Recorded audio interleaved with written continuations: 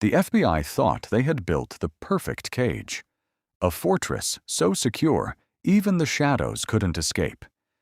They called it the Vault, a maximum security black site designed for the most dangerous minds in the world. The Bureau boasted that no one had ever breached its walls, not a single soul.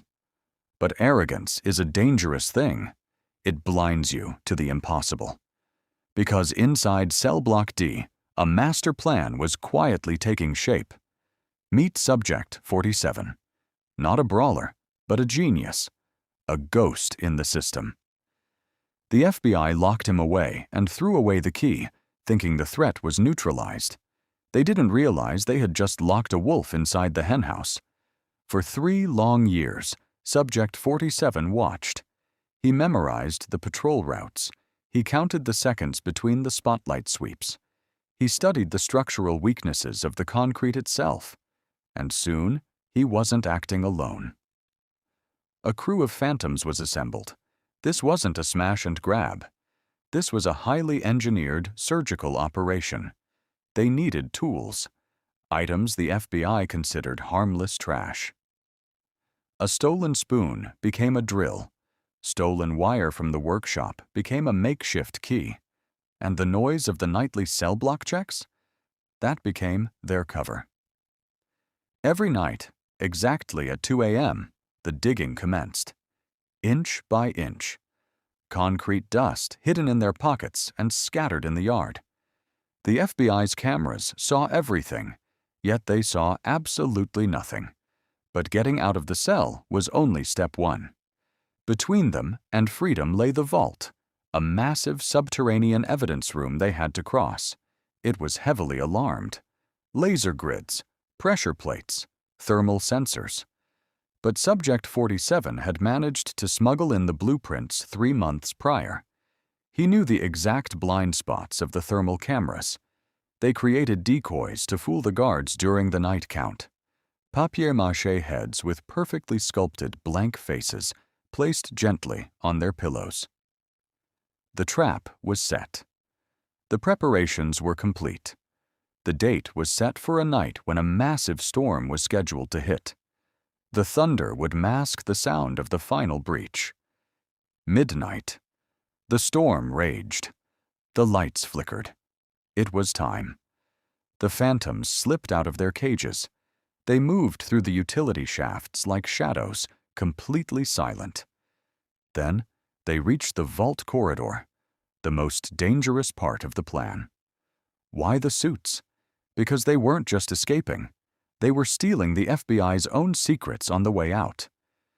As the thunder roared outside, they bypassed the alarm panel. 5 minutes. That's all they had before the system rebooted. They moved with terrifying precision. No word spoken. With the files secured, they headed for the roof access. The storm was at its peak. The wind howled like a wounded animal. Below them, 50 armed guards were completely clueless. They had to cross a 40-foot gap between the roof and the outer wall. One slip meant a fatal drop onto the concrete below. But they didn't slip. They were machines executing a program. The final barrier was the razor wire fence. Using heavy rubber mats stolen from the kitchen, they neutralized the blades. Down the wall, they rappelled, vanishing into the churning ocean below. By 3 a.m., the phantoms were gone. Only the storm remained. Morning came. The storm cleared. The 6 a.m. guard shift began their routine count. Guard approaches cell 47. "Hey, wake up!" No response. He opens the gate, pulls back the blanket, and the illusion shatters. Panic sets in. The sirens wailed, a sound the prison hadn't heard in 50 years. The FBI director was pulled out of bed by a frantic phone call. "Sir, they're gone. And the vault? It's empty." The director arrived via helicopter, his face a mask of fury. They searched the cells. They found the holes. They found the makeshift tools. The brilliant, insulting ingenuity of it all. The media got wind of it. The headlines were merciless. The inescapable fortress had been broken by men with spoons and paper.